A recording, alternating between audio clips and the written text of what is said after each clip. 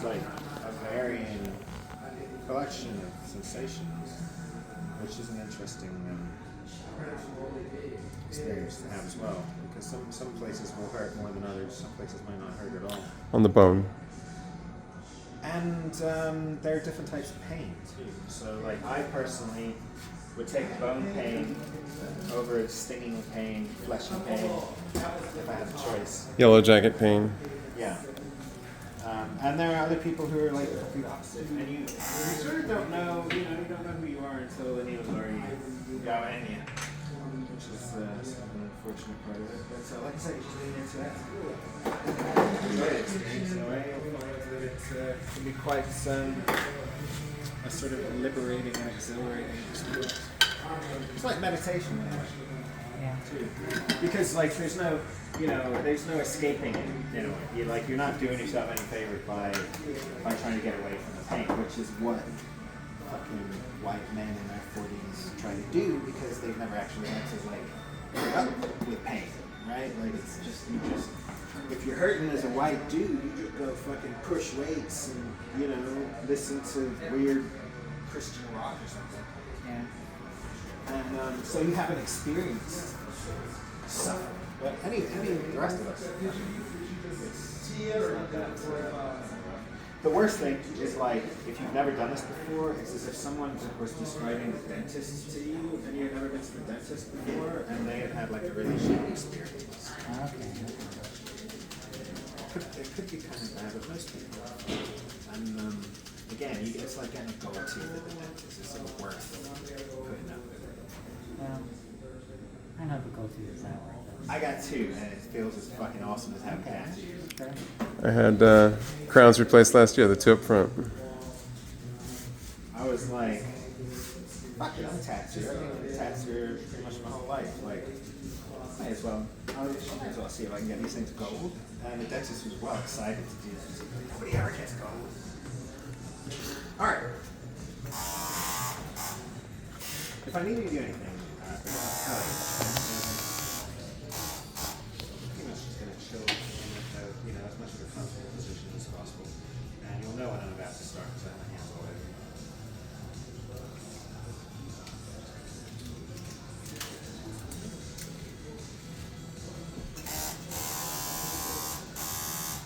Cool. Alright, left-handed, so we can start now. I'll start with a little jab.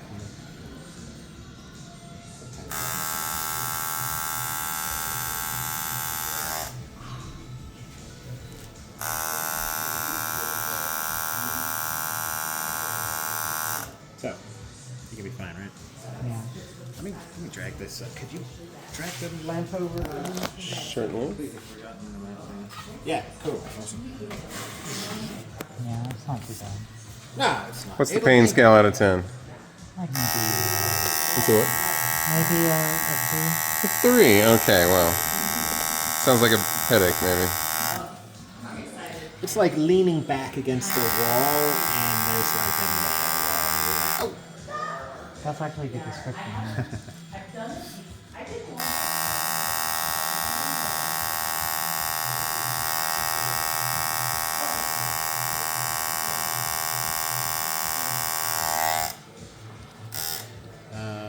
While I'm doing this, I'll kind of tell you about healing and that kind of stuff.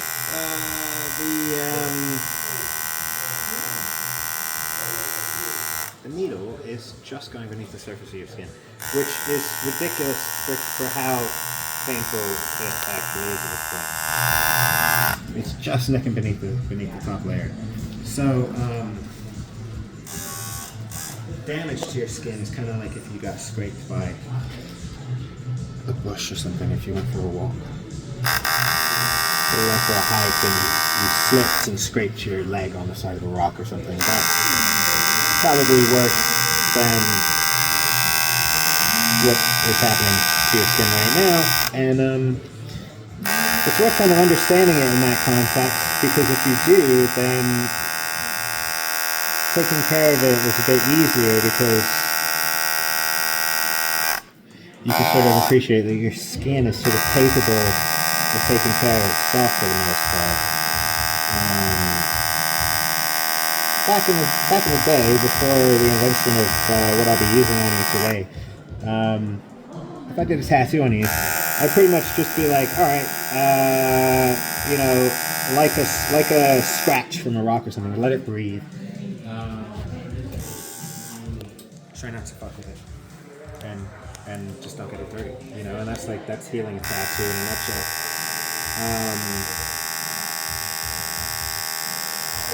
You'd usually be recommended some sort of lotion to put on it. It doesn't matter what you put on it really though, because just like if you scrape yourself on a rock, you know, your skin's doing the job for the most part. You just would be told to put something on it, so it doesn't really itch as much while it's healing. It takes about 2 weeks to heal normally. Your skin simply just forms a scab, and then patches up the skin underneath it, and then sheds the scab. But that whole process takes about 2 weeks to do. And the whole time you just need to not mess with it, because if there's a scab on the surface and it's attached to the skin underneath it, and it comes off early, you know, if it's like itching and you scratch over your fingernails, you can kind of dig out a bit of the ink. So the advice is pretty much just rub a bit of skin moisture or some moisturizer of some kind into it, like once or twice a day. If it's dry and you rub that into it, it'll kind of stop itching. Okay. However, we have this new stuff. It's been around for a while, but it acts kind of like a fake scab, basically. It tricks your skin into skipping all of that. You can get it at like a Walgreens under the name Tagaderm, but it comes in some different brand names. So basically, it's like a thin adhesive plastic layer. It's kind of got the consistency of saran wrap, and I'm going to stick it over this. Okay. And you leave it on for several days, and it tricks your skin into skipping the scabbing step almost entirely, which benefits you in several ways. First is that if it doesn't scab, then you can't possibly lose any of the ink that I'm putting in you. And the second is that if your skin skips the scabbing step, then it doesn't need 2 weeks to heal. It only needs about 4 days. So if you leave the plastic on for 4 days and then take it off, your skin will pretty much be totally healed up over all of this, and it'll just be locked inside. How does that work with like showers? Say that again? How does that work with like showering? Bathing. Yes, it's water resistant. I would suggest you just have, you know, short showers. Keep the faucet facing your front while you're in there. It can stand water over it. You just don't want to build up like a bunch of sweat under there. Okay. That won't fuck the tattoo up, but it can just. Some people can get a bit irritated by that stuff. You know, like your skin will just get pissed off and itchy and shit. So if you just avoid taking like really long hot showers for a couple of days, you'll still be able to shower. Just like don't crank the heat up to max and just keep it short. It'll be fine.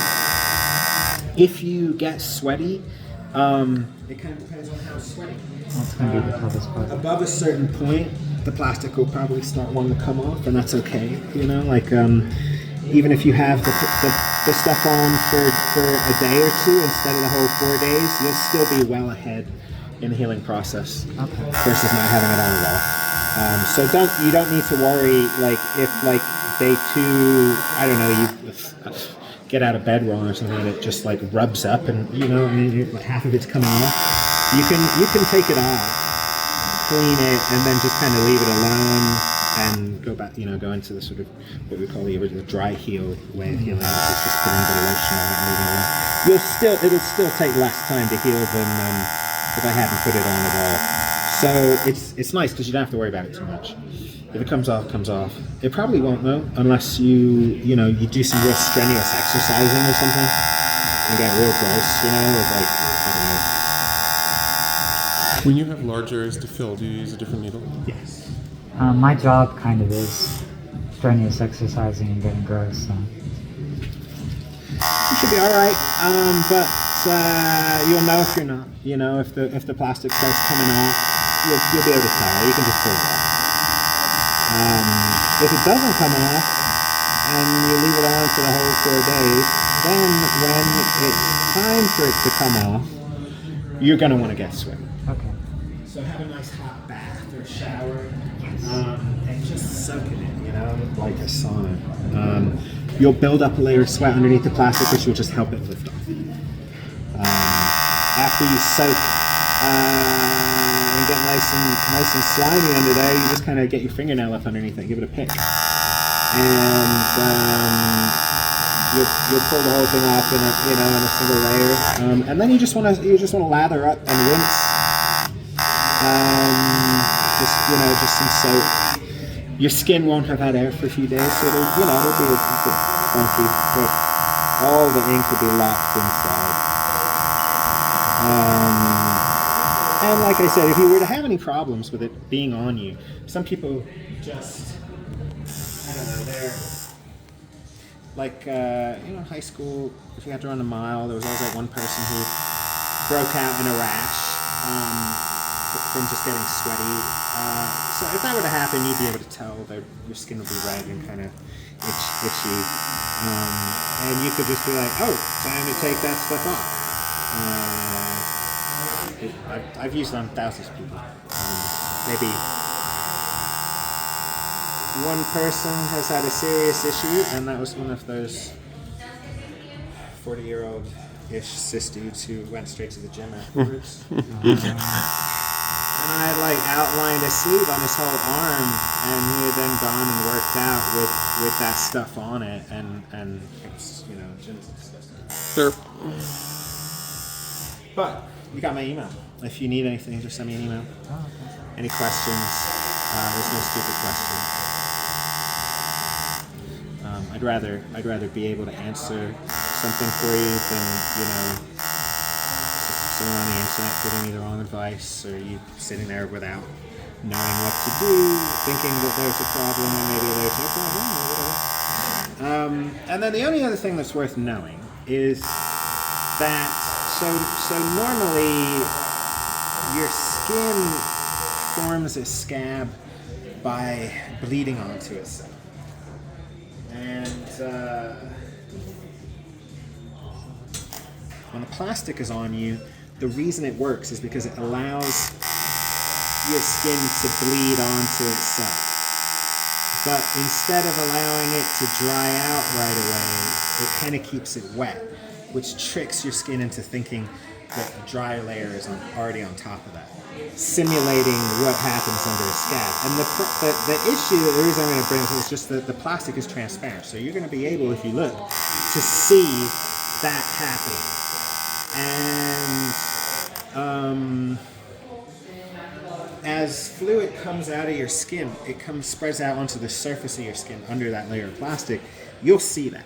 And it will be stained by the black pigment in your skin. With the heart, it'll be stained by the red.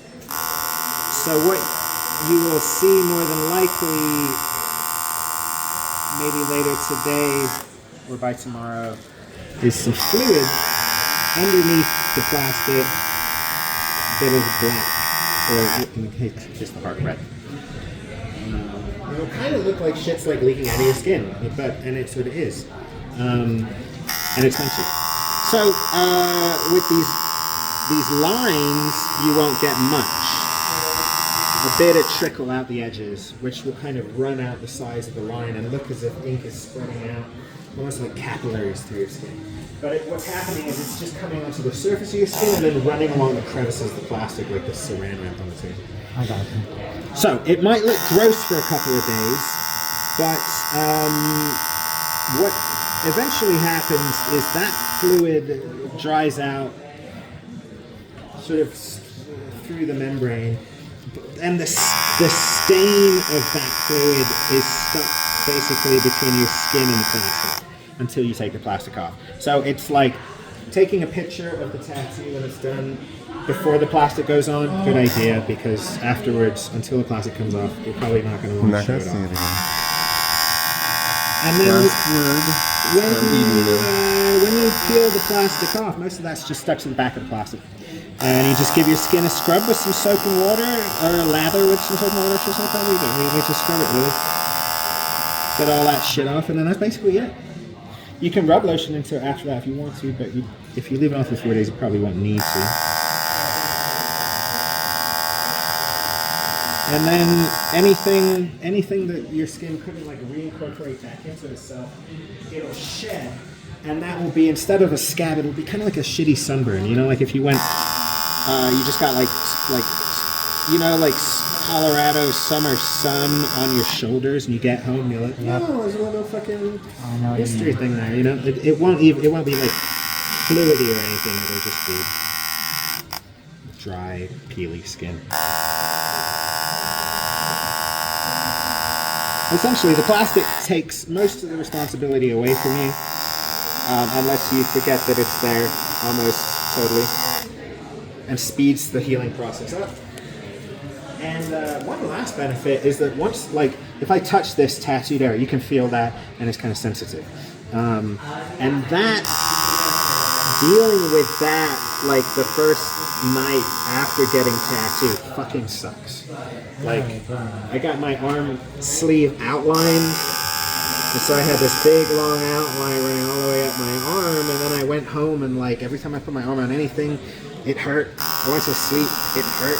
You know, the sheets hurt it, the fucking blankets rubbing on it and stuff. And if you have this plastic on, you won't feel any of that, so you'll potentially be able to sleep on your back or something. So it's a sort of, it's about the only thing that's happened technology-wise in the last sort of 20 years or so that has really pushed the healing plastic. Yeah, and it was like originally I think made for people who had like maybe second or third degree burns, and you don't want that to scab up. I guess because it would like bore its way into your skin and leave you a really horrible scarring from it, you know, and then. In fact, I had a client who came in, and I was tattooing a dragon on his upper arm, like above his elbow to his shoulder, and he worked at like a fast food place, and I fucking splashed himself in fry oil all up and down his forearm the day before he came in for the tattoo. Oh my so he comes in, and I'm like, what the fuck is this? And I have these massive burns all over his arm. And I was like, are you gonna like go to the doctor for that, you know? And he was like, well, I can't afford it, whatever. He was like, I don't wanna risk losing my job. Imagine how fucked up that is. You splash yourself with fucking fry oil. This kid was like 19, you know what I mean? Like, and he's afraid of getting fired for that. So I was like, well, look, I got this stuff, and like I've been telling people for years that it was made for this very purpose. So I put it all over his arm, sent him on his way after doing the tattoo. I did like the outline that day and sent him away with his arm covered in the stuff. And he came back a couple of weeks later, for the filling in, and it was all healed up like it never happened. Nice. Shading only. The main lines are done. Wow. They've been beautifully tooled in. You can watch this video and see the work happening. Oh wow, that was quick. Yep, 18 minutes. I just gotta do little jabs for the little dots, and then configure a different needle to fill it in. Yeah, because you have the four that have the full shade. Yeah. Every time Yeah, if I was using like a liner needle to fill those in, That would just hurt, yeah. Take a while. Yeah, it's like trying to shade in a big area with a ballpoint pen, I'm curious to see the difference in the needle. Yeah,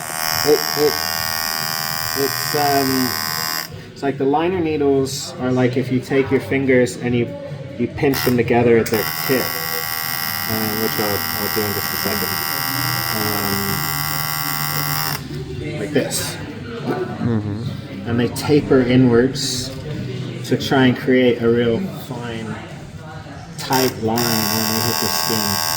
And the shading needles are like rows of needles spread out like that.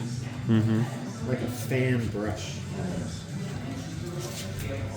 And so every time the shader needle goes into your skin, it leaves behind a chunk of little dots.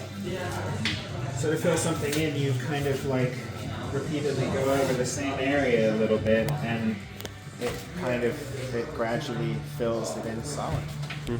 Without tearing your skin up in a way that if I was trying to do it with a The liner needle, it wouldn't work. it would just bore, trenches. Yes, that makes sense. Okay, so yeah, there's 4 triangles to fill in, and then we'll be done. Honestly, I didn't feel it. That wasn't bad at all. Awesome. I think we're maybe the bone. Yeah, probably in the spine.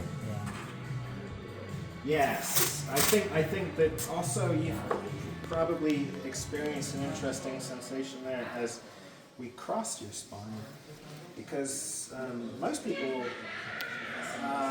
it hurts more on one side than the other, and so being able to tattoo both of them in the same go, you've been able to experience both sides of your spine.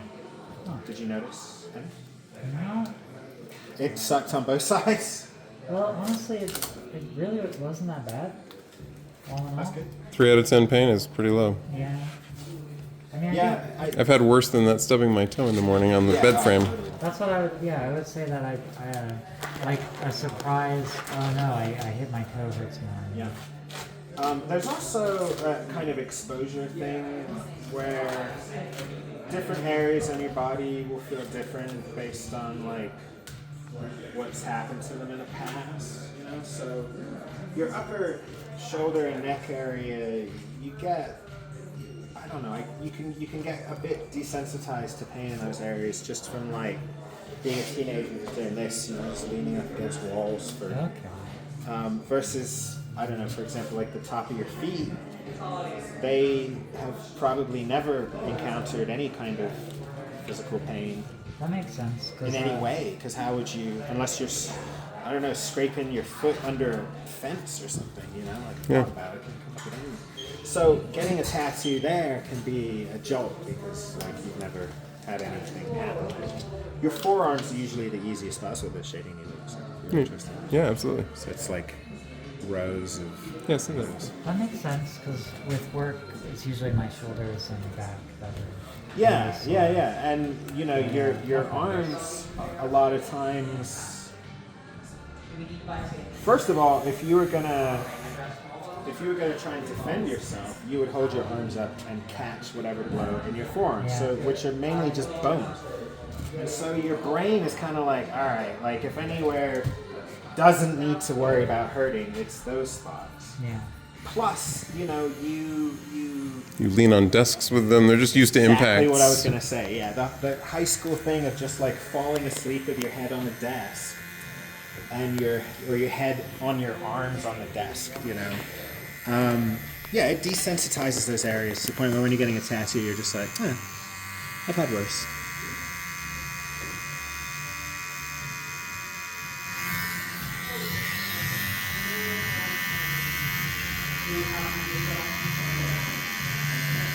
I think that's kind of the secret to getting through a tattoo is essentially just I've had worse.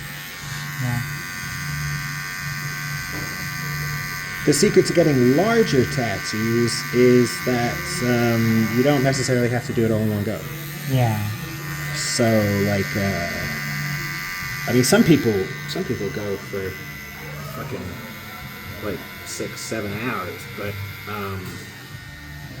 I usually like stop around 4 at the that's kind of like everybody's sort of real tapping out point. And so like you can get like a half sleeve outlined in 4 hours, and then you heal, and then you come back at a later date and you just sit and some of it gets colored in, and the nice thing about doing it that way is that if after like 2 hours that day you're like, actually this fucking sucks and I'm not really feeling it, you can just get up and leave, and you just you pay, but like you've got some of it done, and you're a couple of steps further towards it being complete, but you haven't gotten to a point where you feel like you're being chopped apart by the Spanish Inquisition or something. Yeah. No one has pressed the Spanish Inquisition. So in the long run, if a lot of people will come in and do like 2 or 3 hour sessions on a large tattoo and then leave, and I won't see them again for like a month or something. And then, after like 3 or 4 of those, they got themselves a finished tattoo. And then and they're not. It's not costing them, you know, a bunch of money all in one drop either, which is useful.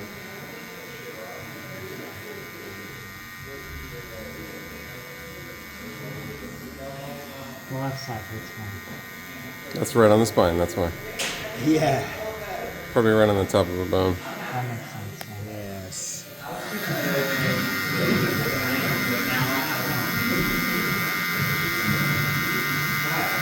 Just a little extra spicy for you.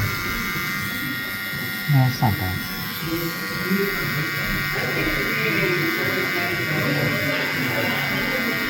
Yeah, it's like you wouldn't do it if you weren't getting a sweet ass tattoo out of the deal, but because you are, like it's fun. That's pretty much what we all tell ourselves. Yeah. And then once we're finished, this is the nice thing about a tattoo, really. Like once you're done with it, like it stops hurting for the most part. I mean, there's a bit of burning sensation there for a little while afterwards. And the healing, of course. It's not like surgery or something where you're like limping around, like even the healing. I mean, it shouldn't hurt by tomorrow at all, like it shouldn't really bother you by that point. One more to go. It'll just kind of feel like a shitty sunburn sort of for the rest of the night and into the morning maybe. And then after that, then it starts to itch, which is kind of an annoying thing to have to deal with. With the plastic on, if you get itchy, it can tolerate you, stabbing yourself with your fingertips or something like that. Like if you're trying to, scratch a mosquito bite without breaking the skin, that kind of thing. And just take a fingernail, dig it in, it'll be able to cope with that. So try not to, but if you absolutely have to give it a scratch, you can probably leave the plastic on and it'll tolerate it. Definitely less on this one. And that will be really kind of the worst part into the third day, fourth day, if you've got it on at that point still, it'll just be fucking itchy. Just do lean up against the wall or something, do one of those. Alright, that's it. I'm just going to clean you up, Bridget, and I'm just going to do another closer inspection, and if I haven't missed anything, then I'll spray down with a bit of lidocaine once you have an hour to do that. That felt great. I'll get you a picture so you can see it. Yes, please.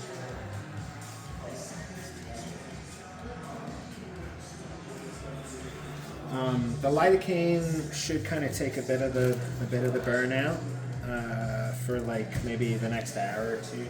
Okay. It's kind of a nice to give it to someone who didn't complain too much. I'm just going to hit a couple of little tiny spots on you. Sure.